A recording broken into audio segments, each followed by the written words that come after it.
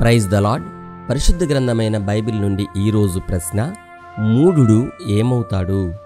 Option A సంతోషంగా జీవిస్తాడు, option B జ్ఞాన హృదయులకు దాసుడవుతాడు, ఆప్షన్ సి వృద్ధి నొందుతాడు, ఆప్షన్ డి ఐశ్వర్యవంతుడవుతాడు.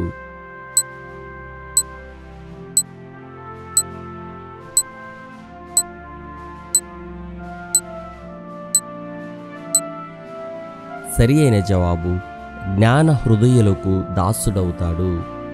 తన ఇంటి వారిని బాధపెట్టేవాడు గాలిని స్వతంత్రించుకొనును, మూఢుడు జ్ఞాన హృదయులకు దాసుడగును.